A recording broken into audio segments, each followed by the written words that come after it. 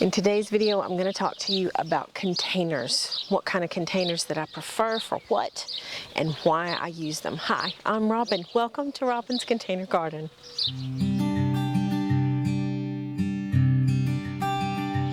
Now y'all know that I use different containers for things, but I mainly use fabric containers for the food that I grow.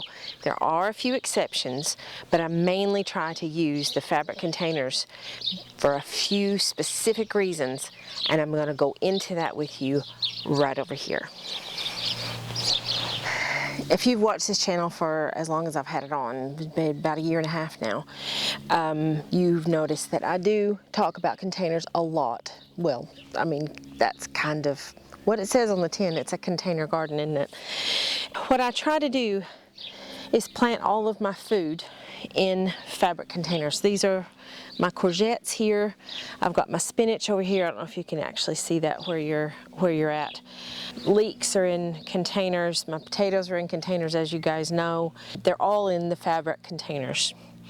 Now, there's loads of different options for containers that are out there, and I'm going to talk to you about a couple of the plasticky type containers because they seem to be the most common. And I have a couple here. They're not in the greatest of condition because I'm not using them, but this one has holes in the bottom. It also has a spider down there. I'm going to leave that spider alone. But you can see there's holes down here in the bottom.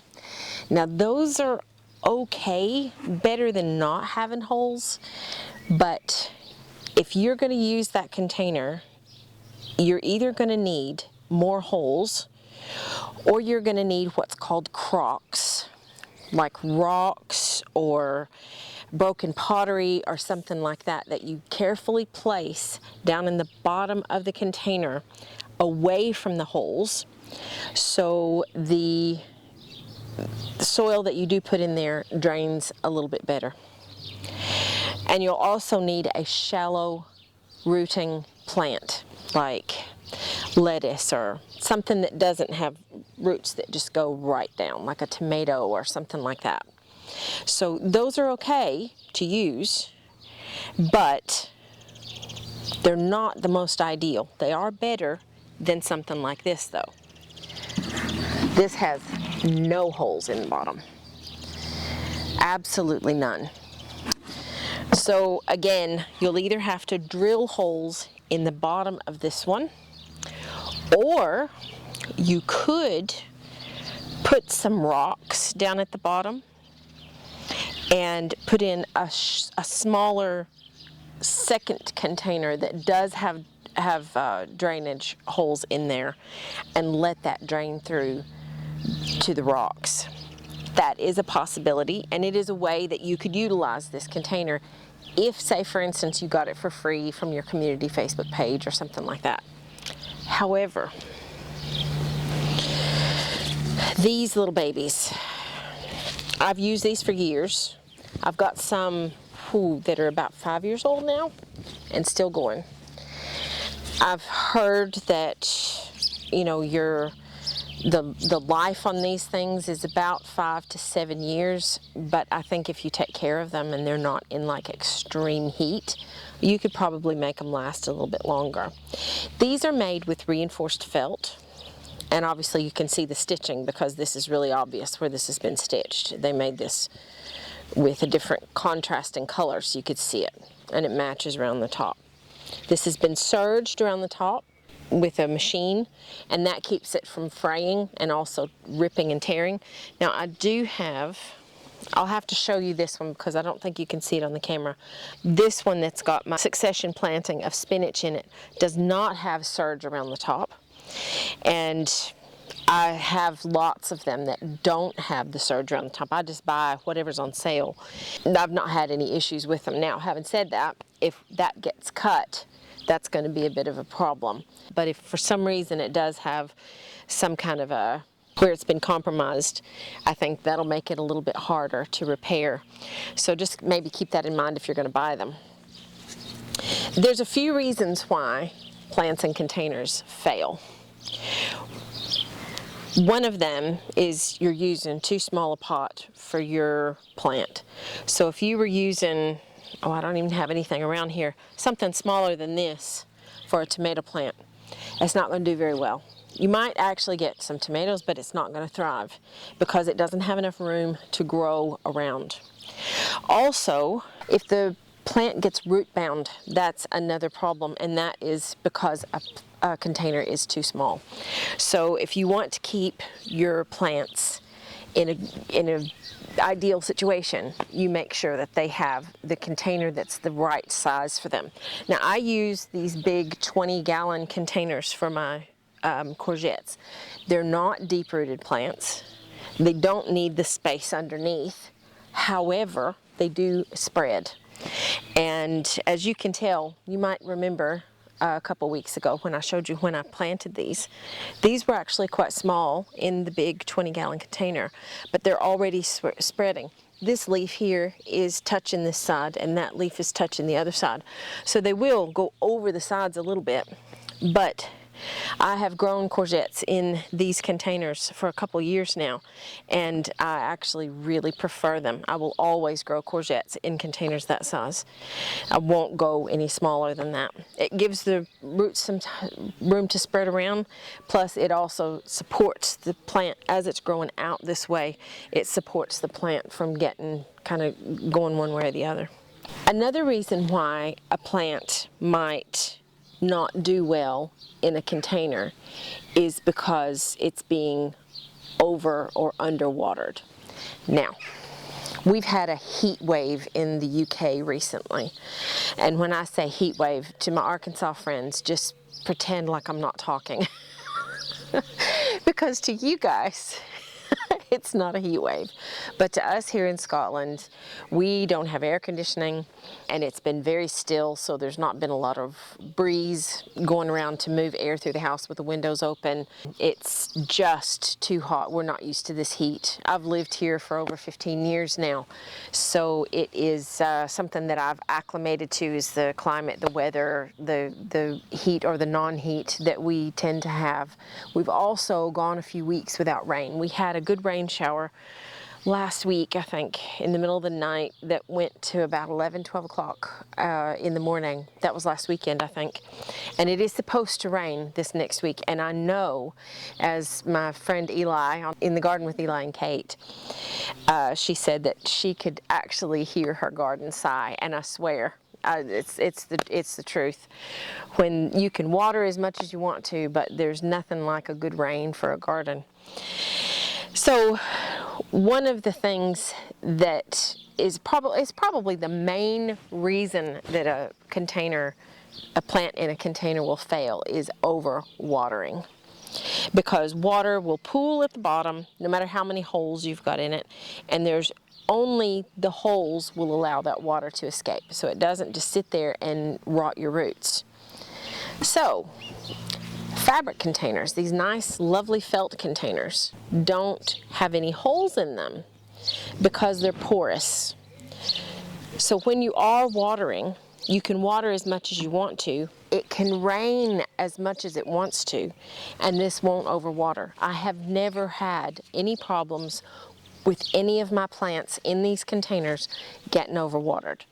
Now they will sometimes be underwatered if it's really hot and I'm at work and there's nobody home to look after them. I don't have an automatic watering system hooked up out here.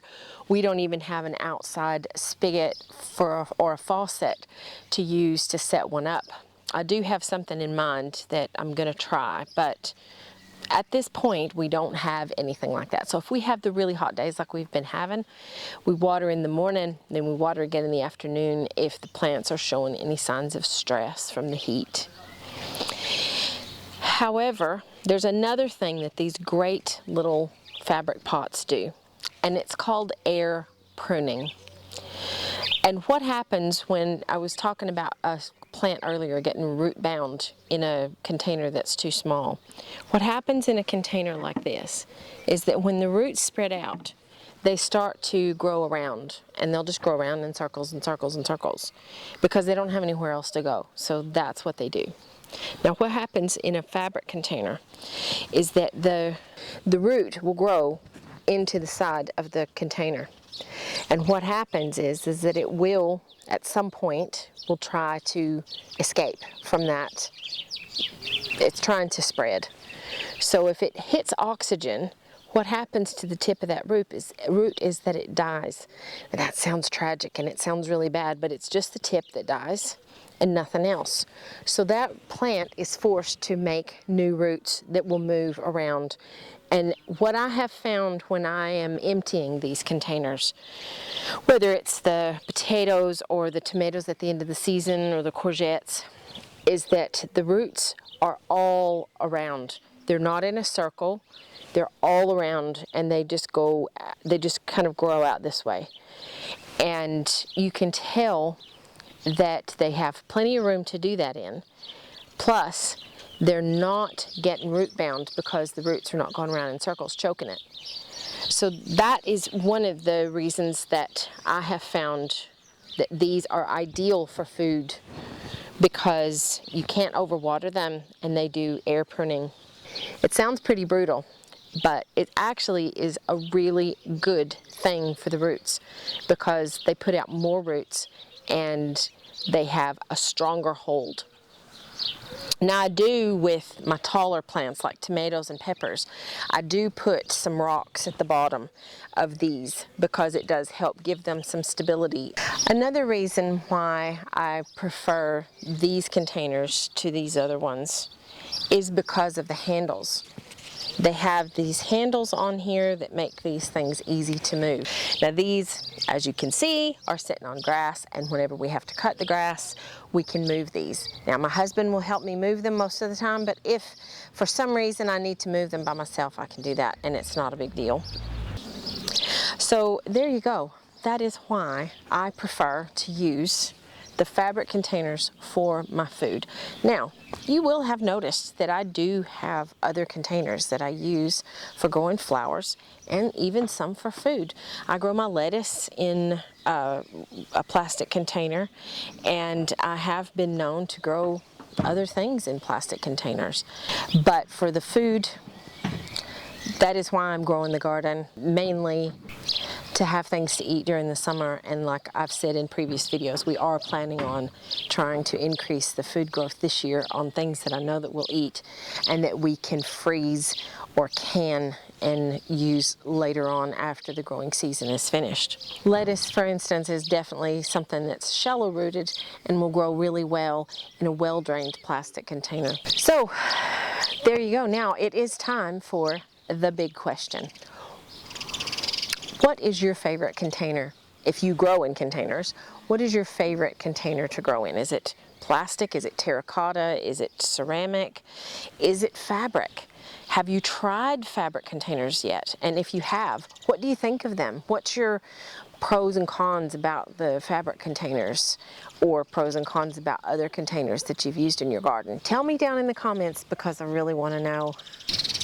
We are in the midst of like I said before, we're in the midst of a heat wave. It is supposed to start raining next week, so by the time you see this video, it may be just pouring down. I don't know. We are just about finished planting stuff out. I'm going to be growing a couple of aubergines out into the greenhouse to see if I get a better result out of them this year. So that's, excuse me.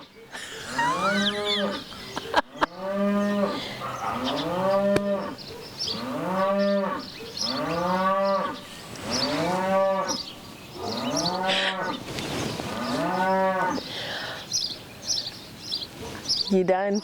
No.